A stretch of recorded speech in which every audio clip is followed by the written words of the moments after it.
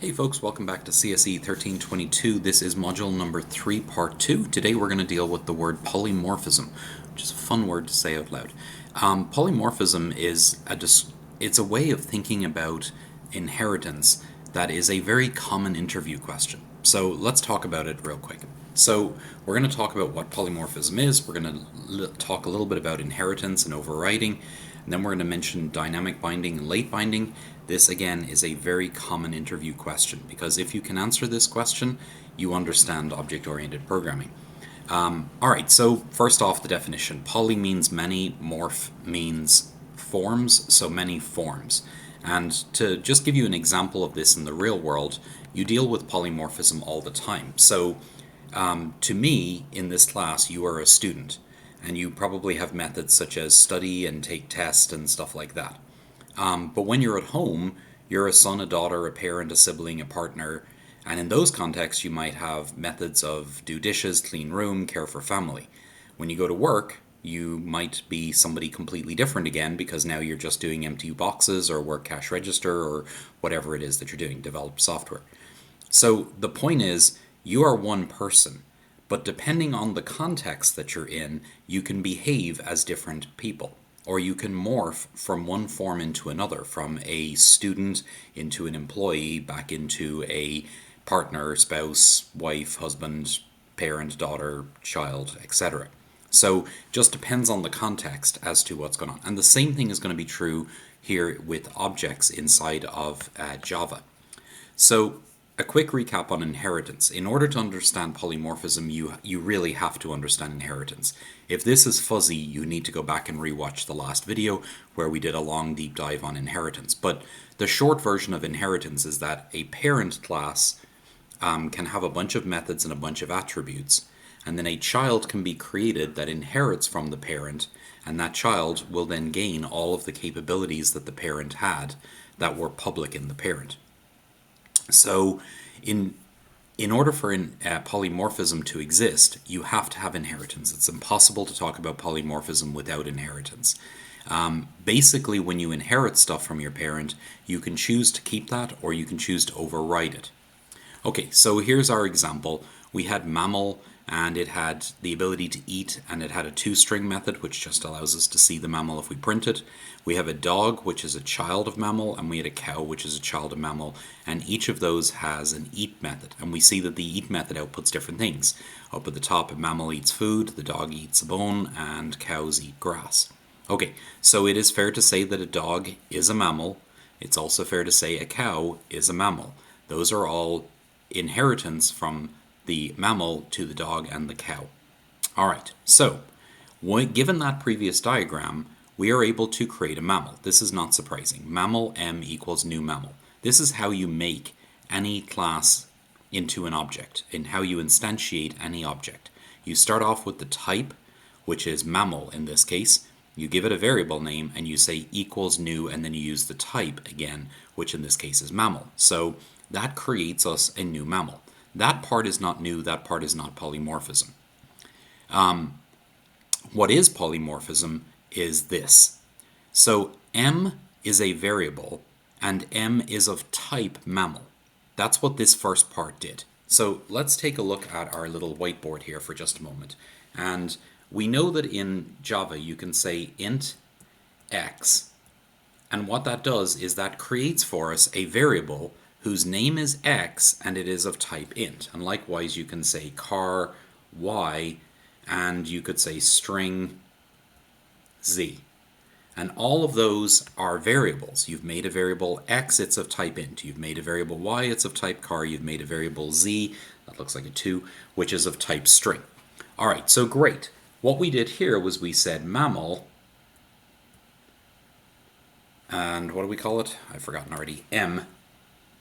Okay, so this statement is just the same as this statement. The first thing is the type, and the type here is mammal, and the second thing is just a variable name. And I certainly could have used any variable name. It didn't have to be M, it could have been P, it could have been Fred, it could have been my mammal, it could have been anything you wanted. This just declares for us a variable which is of type mammal.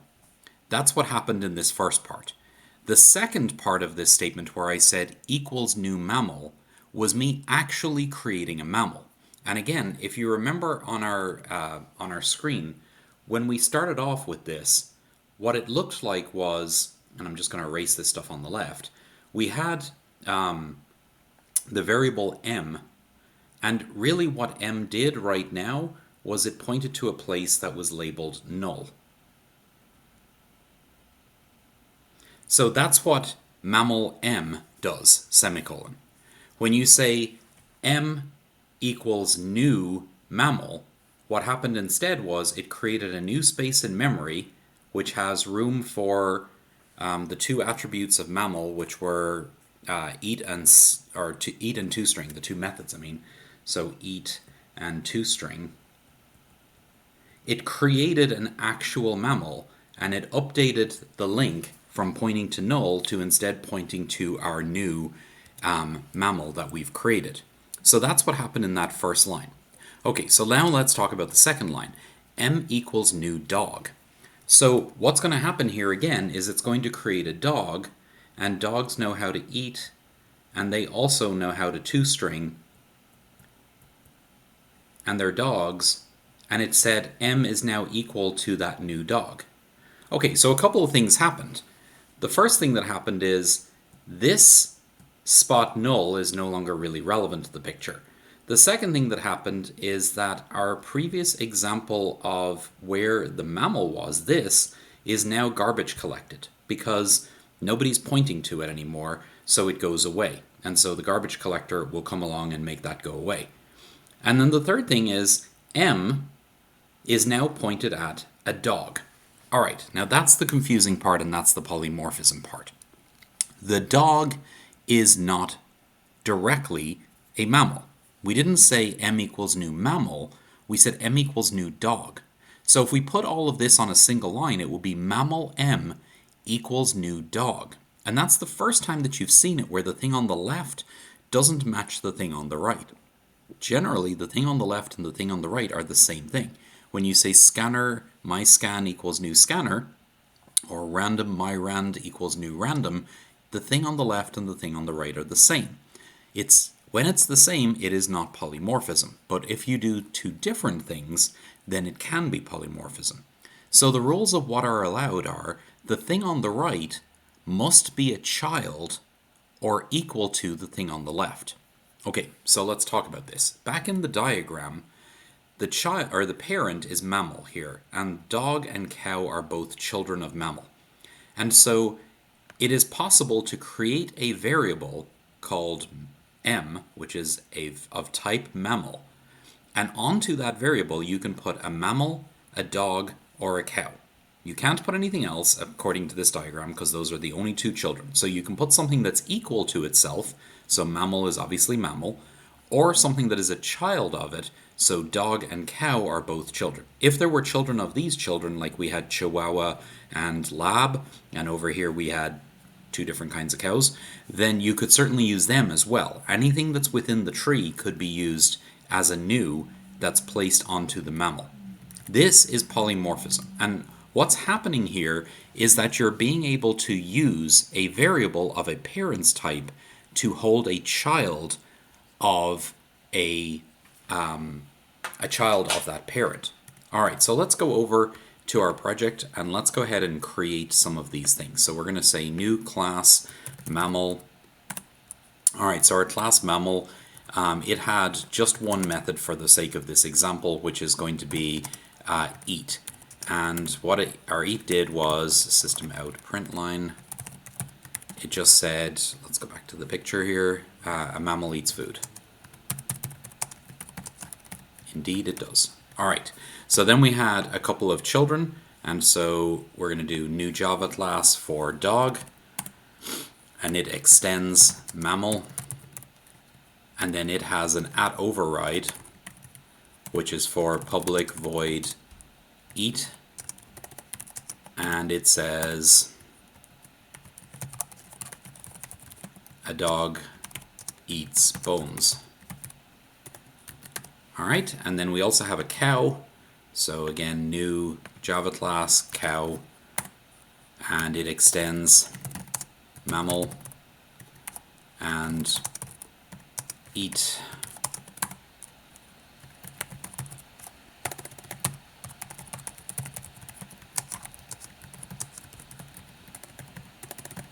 cow eats grass. Great. Okay, so we have all of our classes, and now we're going to go back over to main. So in main, I'm going to make a mammal. So mammal m equals new mammal. That's what happened in the first statement. And then I'm going to say m.eat, and when we run this, nothing surprising here is going to happen. The mammal is going to say, I'm a mammal and I eat mammal stuff, or whatever the mammal said. A mammal eats food. All right. So that is all coming from the mammal class. That's coming from this version of eat. When I wrote the eat in cow, I didn't put the at override. I'm a bad person. All right, did I do it in dog? I did. Great. Okay, so over in main, I'm now going to do the polymorphic part. I'm going to say m equals new dog, and then I'm going to say m.eat. So notice I didn't create another variable. I'm still using the variable m, which is of type mammal, but this time I put a new dog on it and I asked the dog to eat. And what happens here is the dog eats bones. Now, the reason I'm getting the mammal eats food is because I left in the m.eat that's up here. But notice that line 7 and line 10 are identical code. There's nothing different between line 7 and line 10, but the output is completely different because the state of the mammal has changed in between those two because of line 9. Up here, the mammal was a mammal, but here, the mammal became a dog. And once it became a dog, it eats like a dog. It inherited that capability, and then it overrode it with its own version of a dog eats bones. And likewise, I can now go ahead and change that to a cow, and I can m.eat again, same code as line 7, same code as line 10, but line 13 is now going to tell me a cow eats grass. So there's one variable. That variable is always a mammal of its type, but on the mammal, sometimes it's a mammal, sometimes it's a dog, and sometimes it's a cow. Okay, so how do you know what you can put on there? Remember that is-a that we talked about before? We said a dog is a mammal. Well, that's why this works. Because a dog is a mammal, I'm allowed to put a dog onto a mammal. I'm allowed to put a cow onto a mammal variable because a cow is a mammal. That is-a relationship will tell you whether it's possible or not. So the question that you might be asking now is, can I do this the other way around? So can I create a dog, d equals new dog? Yes, I can absolutely do that. There's nothing that stops me from making a dog. And I can ask d to eat, and we know that the dog is going to eat and say a dog eats bones. That's what's going to come out of this sentence, or out of this line. That's all fine. But then can I say d equals new mammal? So I want you to think about that for a moment, although the red line kind of gives it away. No, I cannot, because a dog is a mammal is not true. Sorry, a mammal is a dog is not true. I said that backwards. That's not helpful. A mammal is a dog is not true. A dog is a mammal is true, but a mammal is a dog is not true. Not all mammals are dogs. Some of them are cows, some of them are humans.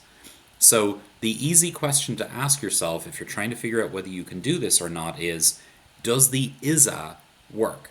Dog is a mammal, yes, therefore you can do it. Okay, so there's a couple of other things to talk about that's going on here, so no, I can't do that. This mammal variable starts off life holding a mammal, but then holds a dog, then holds a cow, and I could send it back to a mammal if I really wanted to. That's perfectly allowed, and now it's back to being a mammal again. I can change it as often as I want as the code is running. Now, generally with Java, nothing can change like that while the code is running. So in Python, you're used to the idea that you can just suddenly make a variable or you can add something to a class as the code is running. Java doesn't really let you do that. Java, you really have to do everything up front. But this is one case where Java does let you do that. So at the time that this program began running, yes, the compiler can see that it started off as a mammal and then it became a dog and then it became a cow, but I could certainly write code where it wouldn't be able to do that. So for example, random myrand, equals new random. And then what I'm going to do is I'm going to, I need to include that.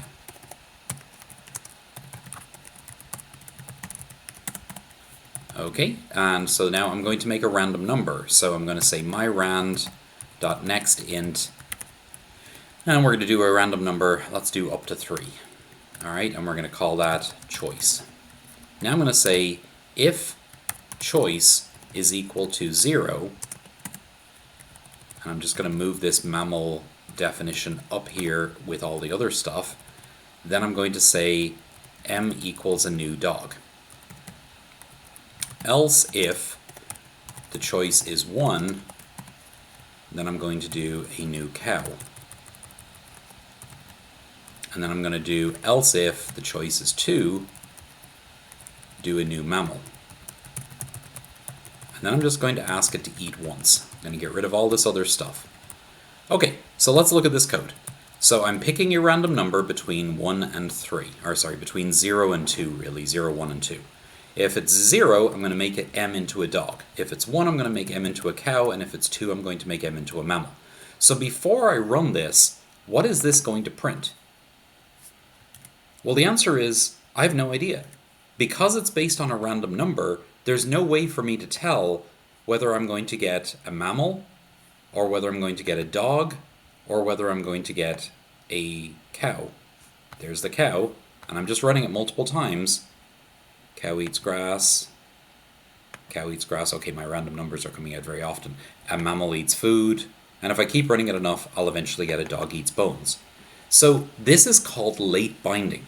The compiler actually cannot tell what I'm going to end up with here. It does not have a clue what that's going to end up running at the time that it runs, because it has to be in runtime for it to actually make the random number and make this decision. So this late binding is new and it's different in Java. It's not something that you really run across very often. It's only here with polymorphism that you can really do this. So the word that we're using here is late binding. Normally a method is bound to an object at compile time. So what that means is that at the time it's compiling, before it ever starts running all the code, generally Java knows the type of every variable and it can type check everything throughout the variables. The compiler knows which methods are going to be run at runtime because it's all done in compile time. That is called early binding, and it is the default for Java. Almost everything is early bound. However, in the case of polymorphism, we're going to do late binding, because in late binding, it has to happen in runtime. It cannot predetermine this. It has to wait until the program is running to figure this out. Now you might say, okay, cool. Why are we doing this? Like, just make the dog on a dog and make the cat on a cat and make the mammal on a mammal and you won't have this problem. And you're right, you absolutely could make separate variables for each of them. But let's take an example of a video game. Let's imagine that you have a character who starts off only being able to do very limited things. And then as the game progresses and as they gain an experience or whatever it is that they're gaining, the character suddenly gets new abilities. How would you code that? Well, you certainly could destroy the character when he gets the new ability and make a new character in his place and then give it all of the details. And that would work, but the problem with that is that's an awful lot of work for you to do, to destroy and copy over all of the details. Like, you have to remember all of the things that the character has picked up. You have to remember what state their health was in. You have to remember what color clothes they were wearing and what skins they have on, and all of those other things would have to be copied over. A better suggestion would be that you just suddenly give the character more abilities. So if the dog in this example had some more abilities, like public void sniff, once it becomes a dog, I don't know why, the dog is sniffing, but once it becomes a dog, in this case, you can now have the dog sniff.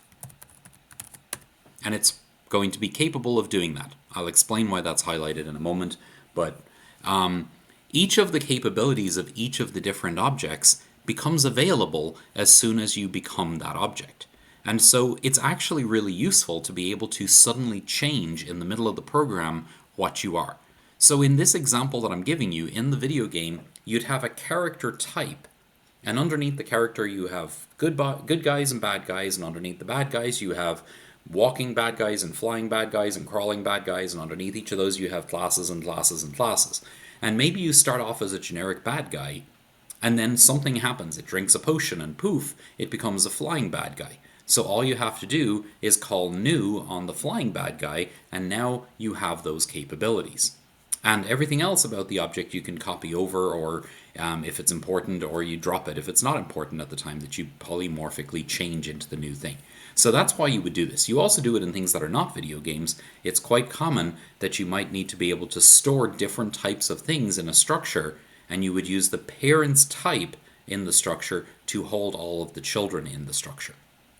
All right, as the bottom of this slide says, this is a very common interview question, because if you cannot define polymorphism, the chances are you don't really understand inheritance, because you have to understand inheritance to be able to explain this at all.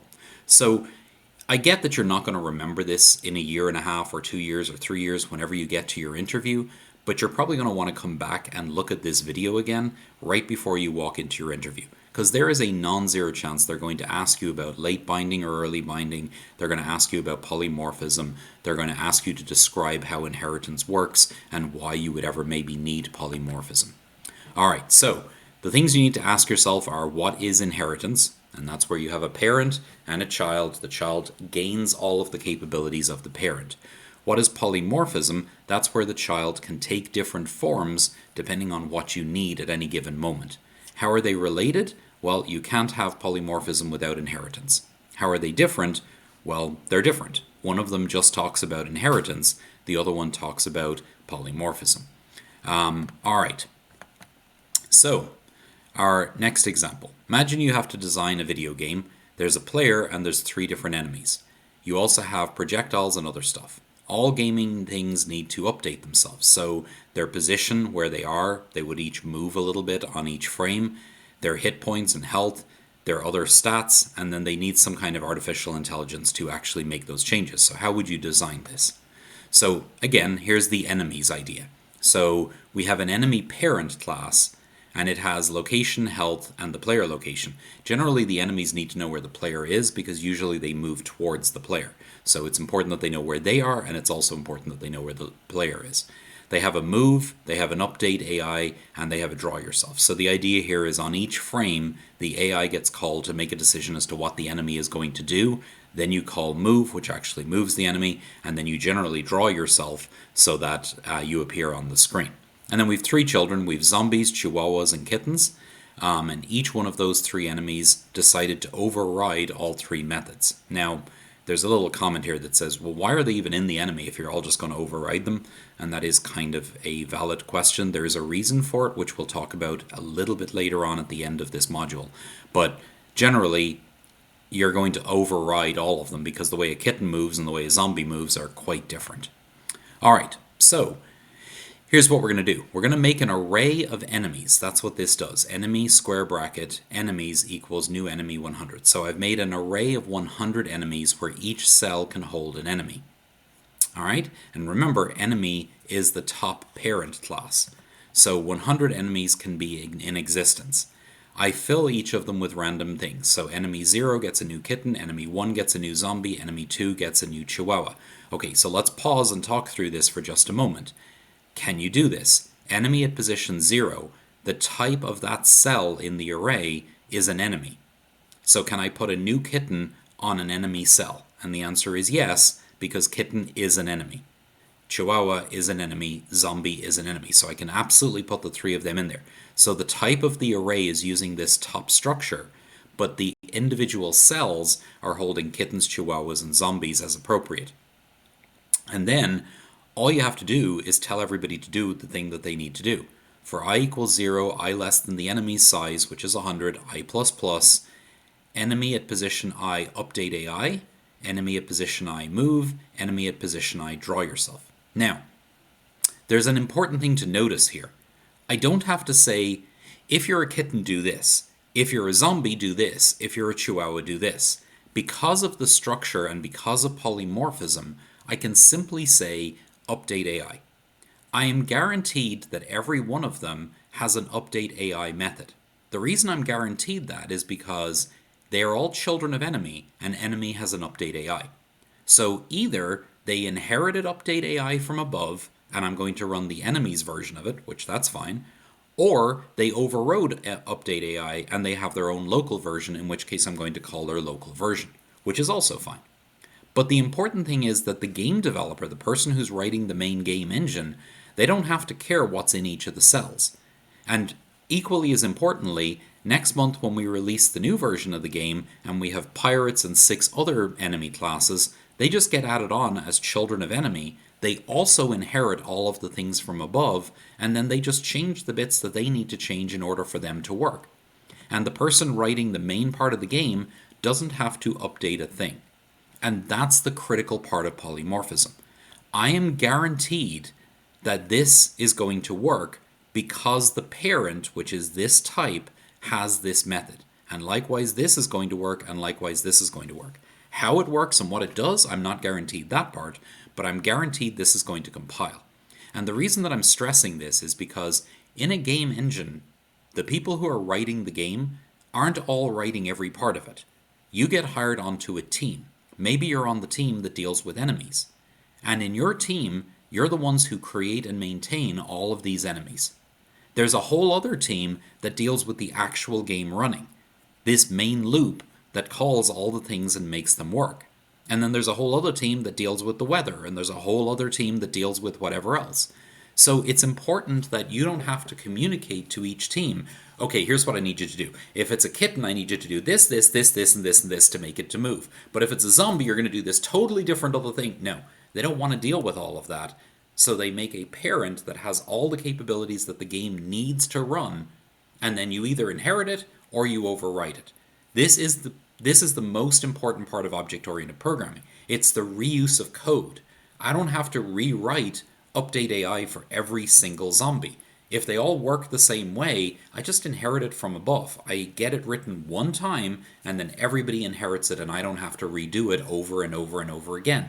Less error-prone, because I'm not rewriting code. It's debugged and fixed, so I know it when it goes out to production, it doesn't have some weird bug in it. And also, it's just less code that I have to write, which means it's less memory that it's taking up when you load the game, and so on and so forth. So, the important part of all of this, and this is a really great example because it's a real example, this is like real code that people might actually use to write a game, is because of polymorphism, because of the fact that this parent class is in use as the container that's being used for the arrays here, each of the children can be put into the cells of the container, and then we don't have to understand what they are in order to actually make them do what they're supposed to do. And so that's a great example of polymorphism. Type mismatching. So here what we're looking at is, does the type that we are assigning to the variable match the type of the variable? And so in this example, int I equals 17, this is fine because 17 is an integer and we're assigning it to a variable called I that is of type integer. So we're assigning an integer to an integer. Life is good. But this second statement where we have int I equals a, and again these are single quotes around the a, so it's a character. This is a character, this is an int. You can't assign a character to an int, not directly at least. So this is a type mismatch. The same is true when you're dealing with polymorphism. You still have to check that everything that you actually are assigning is a valid type. So are these legal? We have enemy E equals new enemy. And yes, that's valid because enemy, which is the thing you're creating on the right, you're making a new instance of an enemy. Enemy can be stored on an enemy, obviously. And likewise, a zombie can be stored on a zombie and a chihuahua can be stored on a chihuahua. All of those make sense. Now let's take a look at the polymorphic ones. Enemy, because this is enemy is, or E is of type enemy, equals new chihuahua. So can you put a chihuahua on an enemy? Well, a chihuahua is an enemy, so yes you can. E equals new zombie. Can you put a zombie on an enemy? Well, a zombie is an enemy, so yes you can. Z, which is a zombie, equals new enemy. Can you put an enemy on a zombie? An enemy is a zombie is not true, because we have enemies that are chihuahuas and enemies that are other things. So this one is not valid. And likewise, if you take anything else that's not in that tree from the parent to the children, that can also not be assigned to any of the things in the tree.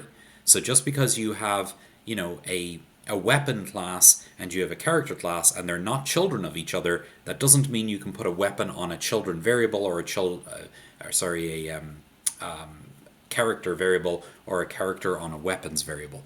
So you can't just randomly assign things to each other. They still have to type match. So the question really is, how do you know if it's valid? Well, you look at the object type that's being instantiated on the right side of the statement, and then you look at the type of the variable on the left side of the statement.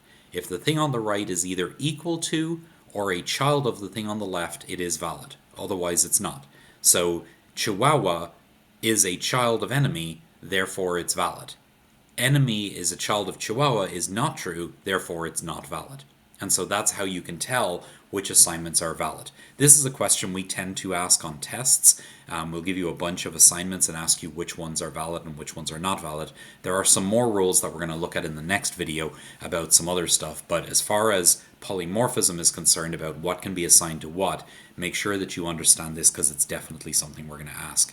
Okay, well that completes our lecture today on polymorphism. I will see you guys in the next lecture.